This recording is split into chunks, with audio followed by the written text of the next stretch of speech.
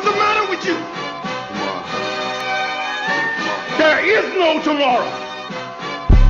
There is no tomorrow. There is no tomorrow. All right, everybody. You heard the video. You seen the video. There's no tomorrow. My name is Mike. We on Time for a Change, the sports edition, with my co-host Ariane Harris. And this is a pro Ohio State video. So if you're not an Ohio State fan, you want to click off the video right now. We're going in for Ohio State for the next 30 minutes or so. So with that, I'm gonna pass it to my man Aaron. Appreciate it, Mike, and God bless to everyone on this Saturday evening. And yes, Ryan Day, see the video, make it plain, sow the seeds for my beloved Buckeyes. Because there is no tomorrow with the talent and the promise that you guys have. You are ranked number 2 in the college football rankings for 2024. And as I look at the schedule, you have to actually take in effect that the Buckeyes have every opportunity to run the table. Say how they say, according to McAfee, they have every opportunity to not allow 7 points or more in each of these games. August 31st, Akron at Ohio State. Spread 50 points, minus 50, excuse me. Total 57.5. Western Michigan at Ohio State. 98.2% chance for Ohio State to take this.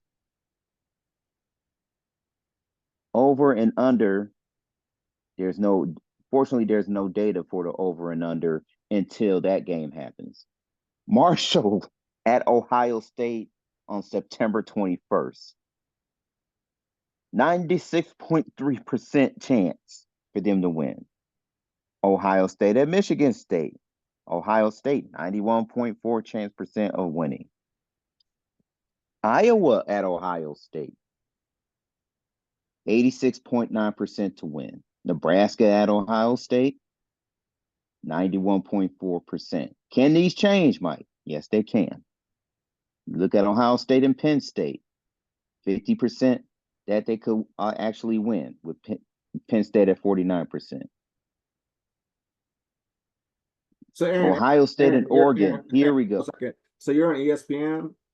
I'm on ESPN. Show the people how to, because some people don't probably know how to pull it up where you can see the percentages with your phone. Yeah, I can share my screen. I could share my screen real quick. Yeah, I could do it. But as I'm going through these stats here, how to pull up the percentages, because every game is according to ESPN, they put their prediction out there. So for the people who don't know how to pull it up, whatever, maybe you can show the people how to pull it up. Yeah, so you go to the ESPN app, right? You go to your favorite team, which is Ohio State. You click on the game, and you look at the percentages. Okay. Matchup predictor right here. You scroll up, you can look at the last 5 Ohio State won, the last 5 Marshall won. You can also look at the next game, which is Akron at Ohio State. As you can see, the spread is there, minus 50. But you guys, but Aaron, you gotta tell the people that you have to click that before the game starts, because once the game starts, it disappears. Like you have to click on it before the game starts. Correct. Exactly. So for you guys out there in YouTube land or Facebook land, you gotta click on this before the game starts. It could be even 5 minutes before the game starts, and you can see what ESPN predicts the outcome of the game. And to be honest with you, a lot of times ESPN's wrong, but at least it's something to go off of. You know what I mean? So I always look at that. I'm gonna stop sharing here real quick, but I just hope everybody understands on how these numbers are pulled up. But here's what scares me, Mike.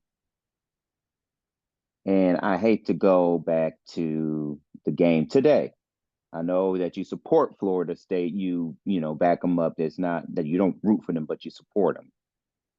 Florida State, according to ESPN Analytics, had Florida State winning this. Not hands down, but close enough. You're at Georgia Tech and you have that home crowd against you. Georgia Tech it's a new season. Both teams are 0-0.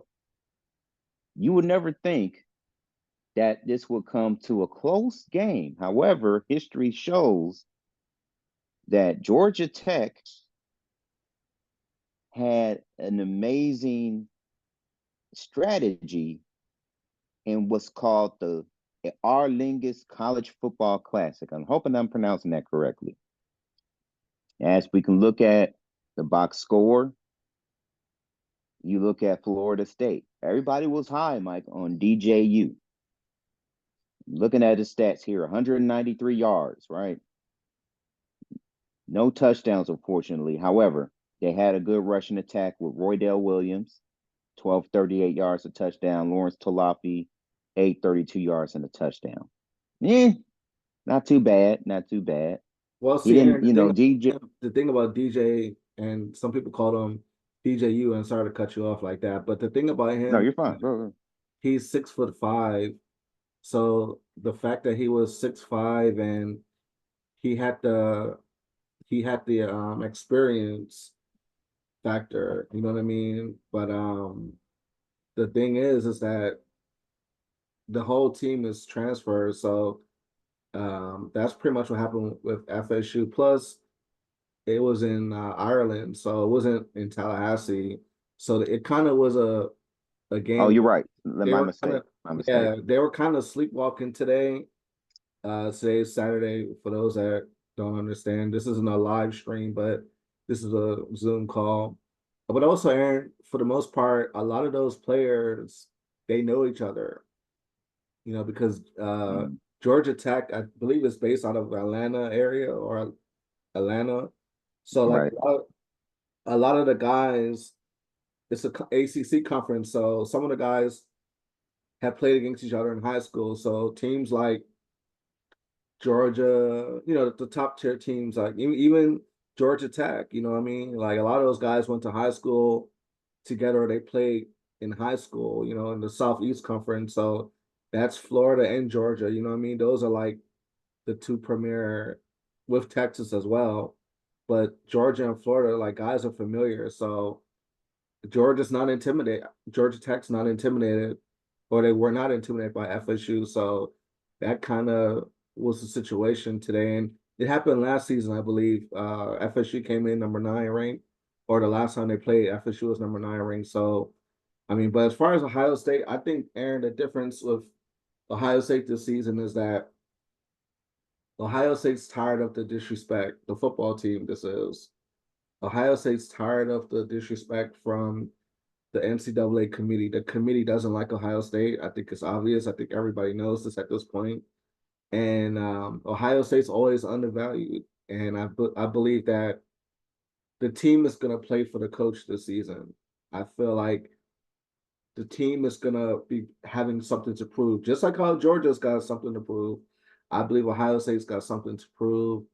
I feel like it's going to be a special season in Columbus. I could be wrong. Something could happen against Oregon, but I feel that, like you said, there's no tomorrow. This is it. You know what I'm saying? This is pretty much where, as I told you before the call started, Ohio State wins a championship every decade. It should be more than just every decade, but they won in 2002. They won in 2014, the first college playoff.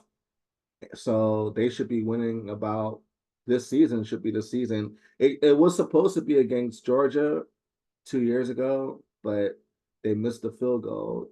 But I believe that Ohio State's going to get it right this season. And like you said, it's no tomorrow. So that's my take on the whole situation as far as uh, the success rate for Ohio State this season.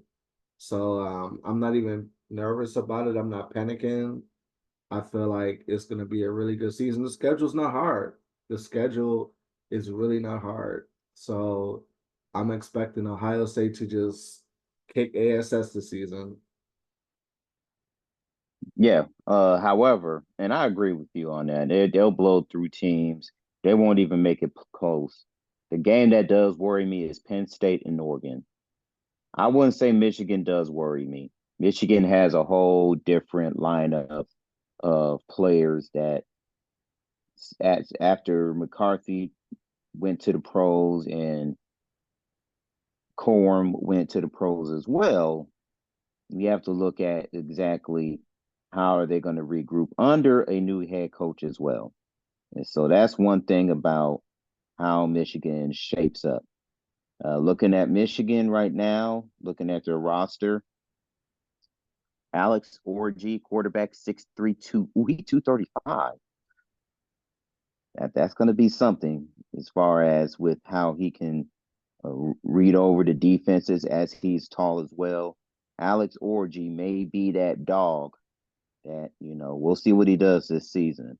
Looking at some runners that have Donovan Edwards coming back. You have,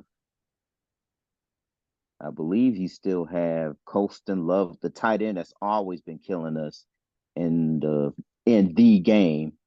You have to look at that as well. They still have some dogs coming back, so at the same time, you have to look at what is going to happen. And you look at Ohio State's roster, not looking too bad. You have Will Howard, the transfer. You have Julian saying Henderson, guy's supposed to be Henderson from last season. Henderson from I believe his name was Henderson. He's like I think he's a tailback or running back, but right. he can he has experience, and honestly, he was my favorite player last season. I thought that he was, I guess Harrison Jr. was the best player, but I Mhm. felt that like Henderson was the X factor. He was a guy that he was really good at running back, and then you could switch him and use him as like a kind of a slot receiver type of situation. So we got a good run game, and we got the receiver game. So I don't see how Ohio State could fumble this season. It's a I lot. don't think they'll be able to. I don't think they'll fumble it. You got freshmen like Aguka. Pressure. It's gonna be pressure, but I feel Yeah, it'll like be pressure. at best they should finish second. At best, second or third. But I think that this is a championship. You got Chip Kelly, and I was never a fan of Chip Kelly, to be honest with you, at Notre Dame, but Chip Kelly is there. I mean, come on, you got like, I mean, coaching staff wise, it's like an all-star team. You got inside out guys, whatever. The only problem is just the quarterback. We don't know. But then I do believe they got other options to go to. But like I said, this is a situation where sky's the limit, baby. You know what I'm saying? So Mm. I'm not even concerned about Ohio State this season, and We the shouldn't be concerned. now I'm not concerned. Only I feel like team, the only way they could beat them is themselves. That's it. right. Well, like I said, Georgia. People. And for those people who are watching this morning on ESPN, they did pick Oregon to come out of the Big Ten. Like, so Oregon is a heavy favorite, which Oregon's number 3. It's a Big Ten school, but still, I feel that it's another season where people doubt Ohio State. They doubt, like 2002, Ohio State wasn't expected to win that championship. They won that championship with Maurice Claret. God bless. Ohio State went undefeated, bro. Yeah, God bless Maurice Claret. That was the best time in Columbus. I would say Hmm. 2014, that was a season where third string quarterback came in, and there was a lot of controversy on the team. They won that. So I don't see this as like, but those 2 championships I just spoke of, those were way more back against the wall. This is a situation where it's a layup drill. You know what I mean? It's a free throw. So my expectations for Ohio State is championship or bust, and that's just Championship or unemployment. pretty much. Mm. So that's Which just I will feel bad because Ryan Day's not a bad coach. He's won 80% some of his games, right? You got to look at his record overall. You just got to win those big games. You do all the talk during the regular season, you have to win those big games. Simple as that. Right. Well, Aaron, like I said, I see the look on your face, and you're kind of, you're kind of concerned. But like I said, man, I got my feet I'm not up. concerned. I'm I'm on, prayerful, I'm on but I'm also the beach, realistic. man. I'm on the beach, man. I'm not even worrying about it, man. Like I said, I'm gonna tune in for the Oregon game, and then I don't know who else we're playing after that, but I'm gonna watch the Oregon game. If Penn State's on the schedule, I can't remember the schedule right now, but uh, if Penn State's on the schedule, I'll watch that. But they're in the Big Ten championship. Oh, the Michigan game, of course. But like I said, man, I expect nothing but a championship this season. So that's just what this video is about. This is a pro Ohio State video. And like I said, OH, IO. you know what I'm saying? Straight up, you know what I mean? So I want to say, RIP to Florida State. It's a sad situation. Real quick to kind of throw in the Florida State situation. I was really disappointed today. I mean, I thought Florida State was gonna at least take care of Georgia Tech, but that was just a disappointment, man. And But are they out of it yet? Are they out of it yet with the 12-team I playoff? mean, I don't want to say they're out of it, but that was a disappointment because my thing is, I mean, the game was disappointing. Yes, that was sickening. when you look at the ACC conference, Miami's number 19, I believe, and then you have um, Clemson, which Clemson's going to get killed by Georgia on the first game. So you're kind of a situation where FSU may not win the ACC this year. I mean, they may come in second or third, but I'm disappointed that that L came against Georgia Tech. I would have expected that L to come against Clemson or Miami, you know what I'm saying, but not Georgia Tech. But hey, that's the way how the ball bounces. That's why we like college football, you know what I mean? Any given Saturday, you know what I'm saying, Yep. things can happen. So but yeah, man, we wanted to put this Ohio State video out there. We're gonna upload this video up and let you guys soak it up and let you know what Aaron and I stand for. So, Aaron, if you have anything else to tell the people in Buckeye Land, statewide in Ohio, Columbus. Everybody repeat after me. Not only is it OHIO, but we also need JESUS. JESUS. Wow. Wow. That's what we need for this season. So yeah. But Wow. that's all I have right now. Well, like I said, guys, this video wasn't really supposed to be a long video. We want to keep Ryan Day as a coach of Ohio State. I feel like Ryan Day is a really good guy. I feel like, he's relatable to the students and the athletes. So I would hate to see him lose his job this at the end of the season or midway in the season. But hey, this is just what Ohio State does, man. Championship or bust. You know what the crazy thing is, Aaron, real quick before we go. Mm. The last 20 years, the last 24 seasons, Ohio State's been knocking at the door. If you look at and maybe we have to do a video about this sometime, but if you go 24 years from 2000 to now, or 2002, however you want to look at it, the last 20 to 24 years, Ohio State's been ranked in the top 5 every year, just about.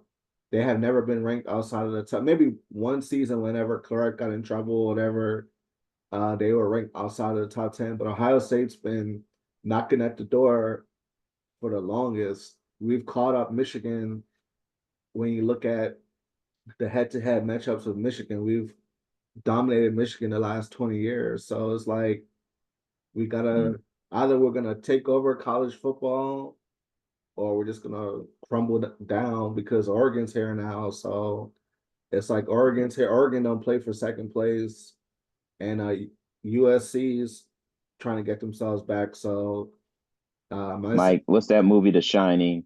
Here's Johnny. So yeah. they're at the So door like, here's Oregon. yeah. It's So it's crazy. not that much. We don't have that many, years to keep knocking on the door. But Ohio State's been knocking on the door for 20 years. So I think it's time to answer the door and answer the call. So I'm expecting a championship this season. This is my prediction. I hope the team can look at this video and get motivation. Everybody's got to share the video, and we got to get this out there. So thank you guys for watching this video, and we'll be back on the second video. Appreciate y'all.